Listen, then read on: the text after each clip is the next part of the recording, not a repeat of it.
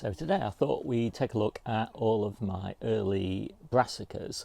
Oh, I won't talk about the main crop brassicas because they're only little seedlings at the moment, so middle of March to be planted out in early May. This is all about the early crops.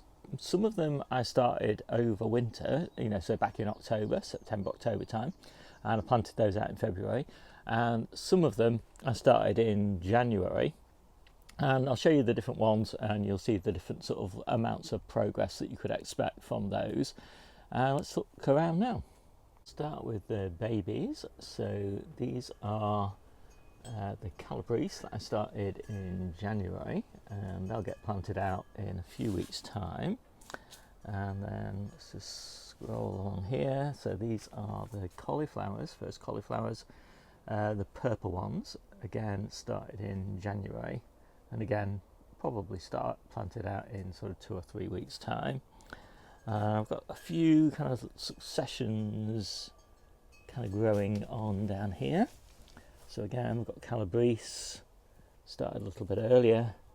Red cabbages started in January and February. So these are all the ones that I started this year, or most of them. And I've also got just a few early colettes, so we really like the colettes, and I'm hoping by starting these in January I will get them just a month or so earlier than my main crop. So under this little mesh tunnel we've got my furthest on cauliflowers, and they are just starting to curl. So cauliflowers aren't many weeks away now there, and the nice thing about these cauliflowers is they only went into this bed in February, and so this bed had Asian greens until then, and similarly this bed was planted again in February.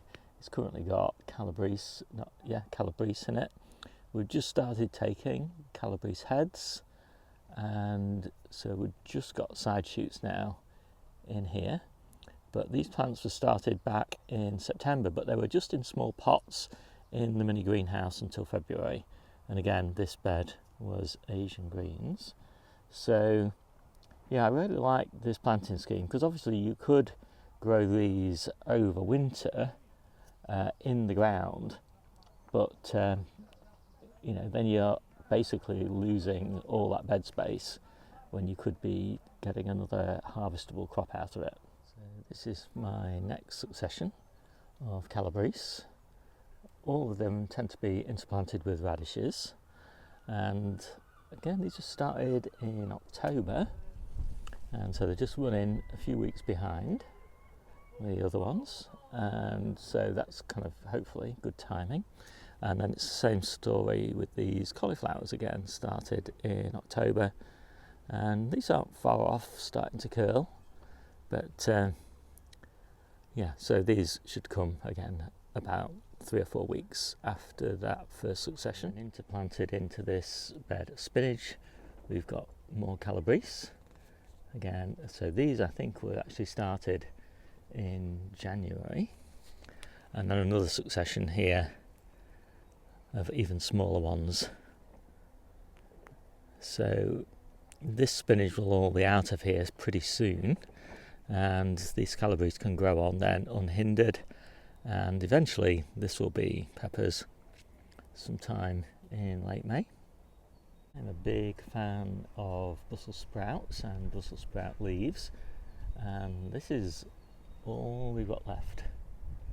So I like to get a really early crop. So these are my earliest Brussels sprouts, and these were started in October and stayed in small pots in the little greenhouse all the way through until I think maybe the beginning of March. This bed was carrots all the way through winter, and these are pretty big now and big enough for us to be able to start taking some leaves, but we don't need any leaves right now because we've got masses of cabbage and kale.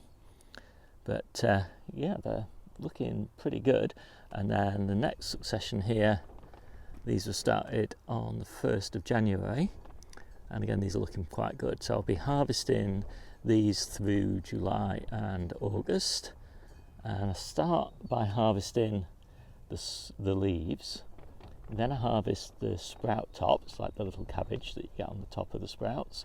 And as soon as you harvest the sprout top, that stimulates the production of the Brussels sprouts on the stem, so we harvest those about a month later or thereabouts. And because these are obviously a lot further on than these, we should get a nice kind of continuous harvest. And then this will all be finished and replaced in September with crops for winter. It's really beautiful at this time of year. It's kale, all starting to go to seed, and of course we can eat all these seed heads, but unfortunately, you know, these plants will not last forever. And so in May I'll be taking all of these out and planting peppers in this bed. And so I need some replacement kale plants, so I always start some in January, and they're coming on quite nicely. So we won't actually start harvesting these until May, when those other kale plants are finished, but they're going to be pretty nice plants by then, and don't need very many of them because they're so incredibly prolific. I've got a few more in here, but mainly I've got cabbages in here. So I've got some of my furthest on red cabbages. These were ones we started back in October, and just got a few little spring cabbages coming along here as well. And then this bed, once it's all cleared, which will be in July, will be purple sprouting broccoli. And my April purple sprouting broccoli is just starting to make an appearance. This is claret. My March ones are just about finished. And as always, I'm always trying to push the art of the possible, so I've got lots of red cabbages started at different times this year, so we'll see how these work out. But I'm hoping for a harvest from these in late June, and then these will be followed by carrots.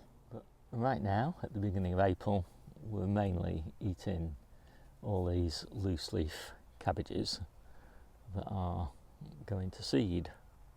So if you want to know more about growing brassicas, then take a look down below in the description. You'll find a link to my ebook, and you want to look at the individual growing guides, and there's a guide for each of the types of brassicas.